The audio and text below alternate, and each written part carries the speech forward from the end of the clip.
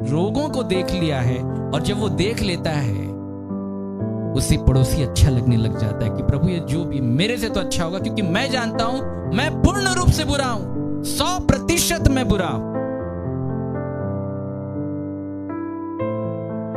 मैं ये नहीं बोलता कि ये 100% अच्छा होगा, लेकिन 1% तो होगा प्रभु, अगर 1% भी है ये मुझसे बेहतर है। इसे कहते हैं दीनता। और याद रखना, जब भी आपस में देखना एक दूसरे को तो पहले दीन हो जाना। मुझसे सीखो मैं नम्र और मन में दीन हूं। यही पाठ प्रभु यीशु मसीह ने पढ़ा है, जो मैंने पढ़ा, और मुझे घमंड है इस पाठ के ऊपर, और मैं यही पाठ तुम्हें भी पढ़ाता हूं कि तुम्हें शांति। आपस के प्रेम को छोड़ और किसी बात में किसी के कर्जदार ना हो, क्योंकि जो दूसरे से प्रेम रखता है उसी ने व्यवस्था पूरी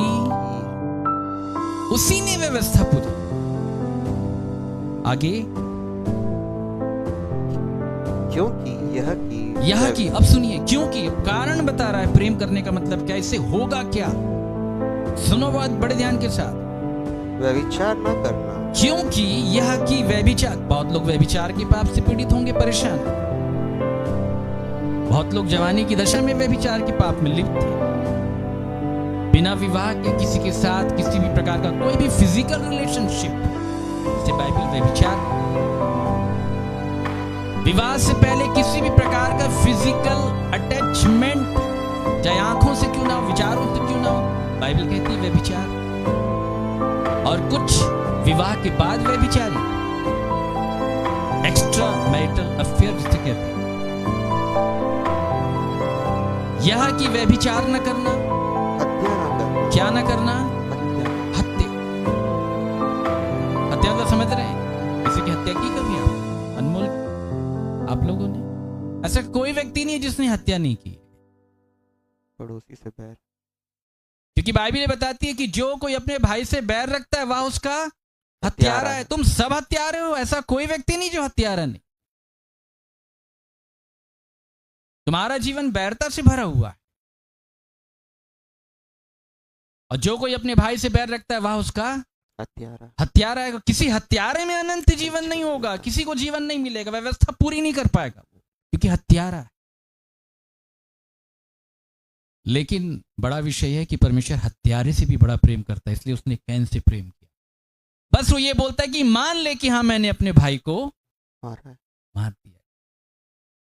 आपको मालूम है कि कैन हाबिल को क्यों मारा था? बेसिकली क्या कारण था मारने का?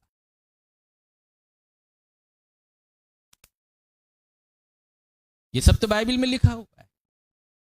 उसने अच्छे बलिदान उसने चढ़ाए, उसकी भेंट धर्म की भेंट।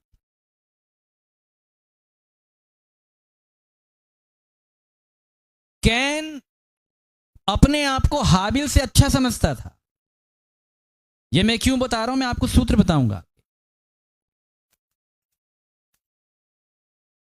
किसी भी धर्मी व्यक्ति को जब मार डाला जाता है तो कैसे मार डाला जाता है? तो बाइबल में लिखा है कि तुमने धर्मी को दोषी ठहरा कर मार डाला, वह तुम्हारा सामना नहीं करता।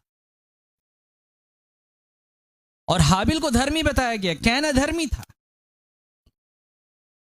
लेकिन वह अपने आप को अधर्मी मानने के लिए तैयार ही नहीं था।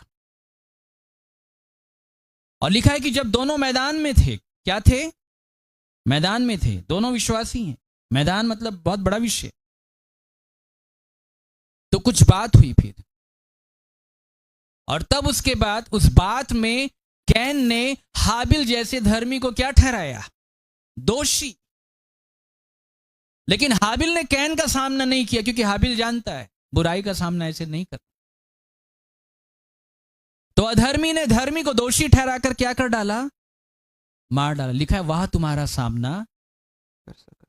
याद रखना, कोई तुम्हारा सामना करने अगर नहीं आ रहा है ना, तो समझ लेना तुमसे बड़ा धर्मी है वो, और तुम अधर्मी ठहर जाओगे। क्या ठहर जाओगे? अधर्मी। बताइए समझ में? इसे बोलते हैं बैर रखना। क्या रखना? बैर रखना। जो कोई अपने भाई से बैर रखता है वह उसका हत्यारा, और किसी हत्यारे में अनंत जीवन नहीं। लेकिन इस हत्यारे के लिए परमेश्वर ने प्रबंध किया कैन के लिए। बोला ये हत्यारा मरना नहीं चाहिए, क्योंकि मालूम है क्योंकि पूरी मानव जाति हत्यारी, तो क्या सब मर जाएंगे? नहीं, मैं हत्यारों